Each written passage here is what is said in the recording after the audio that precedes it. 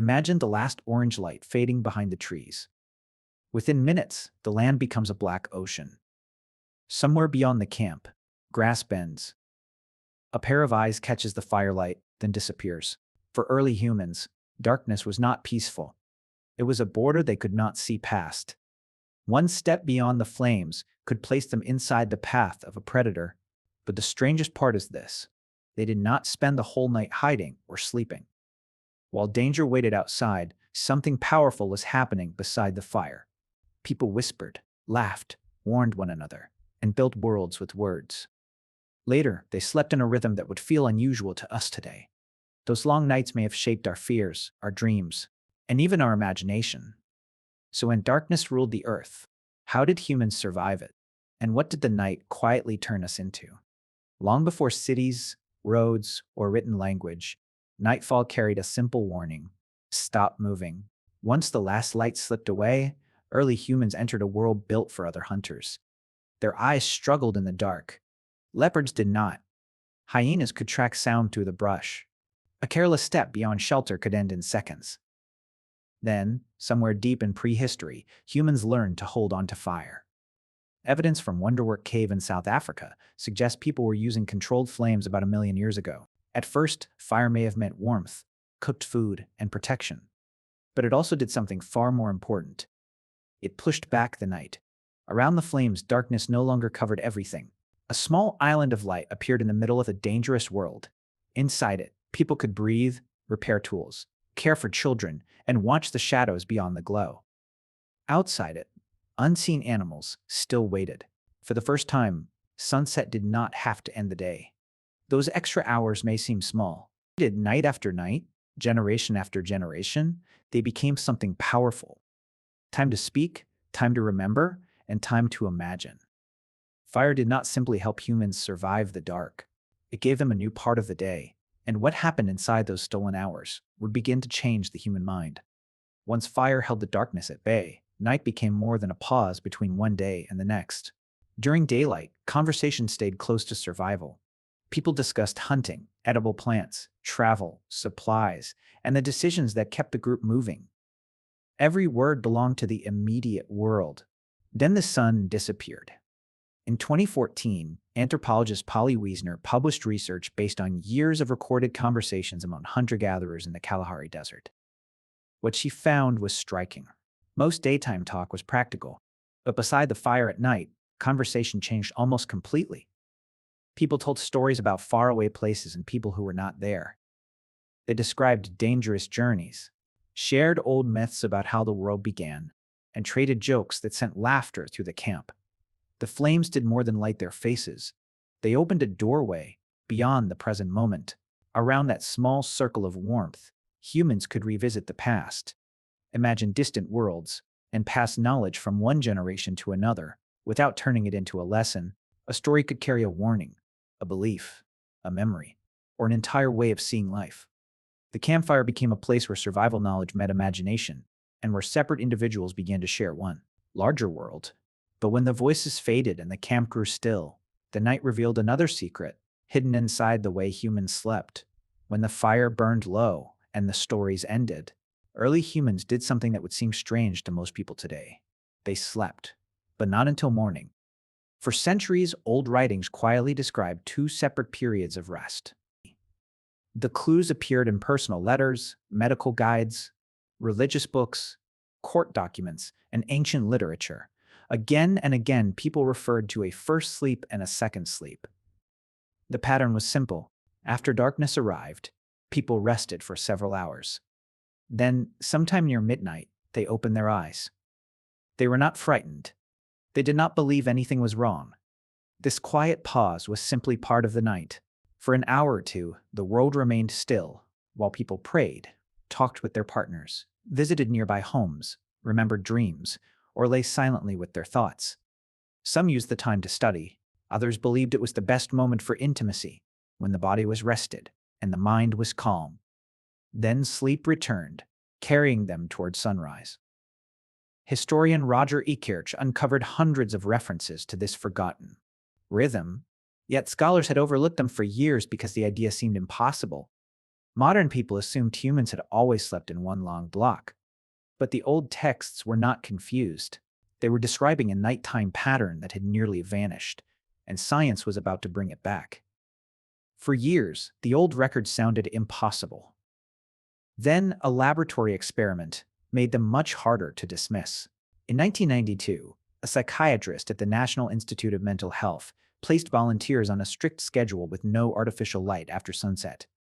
Each night, they remained in darkness for 14 hours, far longer than most modern people ever experience. At first, their sleep was uneven, but within a few weeks, every participant began following the same pattern without being told what to do. They slept for several hours. Then they woke. For 1 to 3 hours, they remained calm and alert in the darkness. After that, they slowly drifted into a second period of sleep that lasted until morning. Their bodies had rebuilt the forgotten rhythm described in centuries-old texts. Even more surprising, this midnight wakefulness did not feel like ordinary insomnia. Their prolactin levels rose, and the volunteers described the experience as peaceful, clear, and almost dreamlike. A quiet space between sleep and full awareness. It was as if the modern schedule had been peeled away, revealing an ancient system still hidden underneath. That discovery raised a disturbing question. If the human body can return to two-part sleep so easily, why did nearly the entire modern world abandon it? The answer was not evolution. It was something humans created and carried into every room after dark. The ancient sleep rhythm did not disappear because our bodies evolved past it. It faded because humans began removing the darkness itself. In the 1600s, lamps appeared along the streets of major European cities. Paris used them to make crime harder to hide. London soon followed. Candles grew cheaper. Gaslight spread in the 1800s. Then electric bulbs turned night into something people could control. With a switch, suddenly, sunset was no longer the end of activity. Shops stayed open. Work continued. Crowds moved through streets that had once emptied before darkness settled in.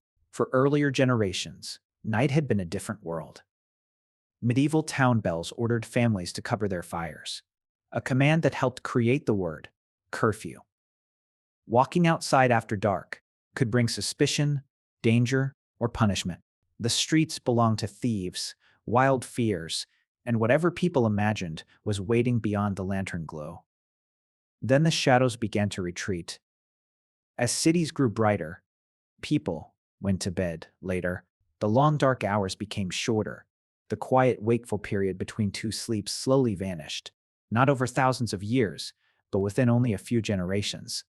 Most people never noticed what was being lost. Humanity believed it had conquered the night, but light did more than reveal the darkness. It entered the brain, changed the body's clock, and began rewriting a rhythm far older than civilization. We brightened the night, but the human body never received the message. After sunset, modern life keeps pouring light into our eyes. From ceiling lamps, televisions, phones, and laptops, to the brain. That glow can feel like a stubborn daytime that refuses to end. The result is simple. The signal that prepares us for sleep arrives later than it should. Melatonin, the hormone that helps guide the body into nighttime mode, is delayed. Sleep becomes lighter, more broken, and less connected to the natural cycle of darkness and dawn.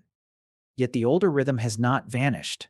Researchers found that after only 1 week outdoors, away from electric lighting, people's internal clocks shifted earlier by almost 2 hours.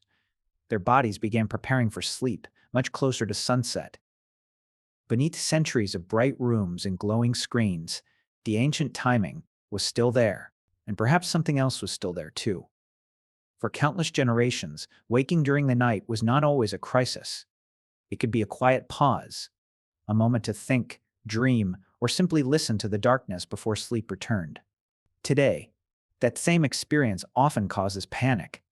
We check the clock, we reach for a phone, we call it insomnia. But what if some midnight awakenings are not signs of a broken body? What if the body is trying to follow a pattern the modern world taught us to forget? Picture a human camp in the deepest hour of night. The flames have collapsed into red embers. Children are asleep. Beyond the shelter, the land is silent, and above it stretches a sky crowded with stars. One person opens their eyes, not in fear, not because something is wrong, but because this quiet waking belongs to the night. For thousands of generations, people lived inside that rhythm. They shared stories before sleep, rested in two stages, and spent the dark interval between them listening, remembering, and thinking. Night was dangerous, but it was also intimate. It gave the mind room to wander where daylight could not follow. Then humans learned to keep darkness away. A lamp became a bulb became a city. The city became a world that never truly sleeps. We gained safer streets, longer workdays, and instant control over the hours after sunset. But the exchange was not free. The stars faded behind glowing skies. Silence filled with screens. The midnight pause became a problem to cure, instead of a state to understand. So tonight, when you brighten a dark room, remember what that small action represents. It does more than reveal what is around you. It closes the door on an ancient world your body may still be trying to enter,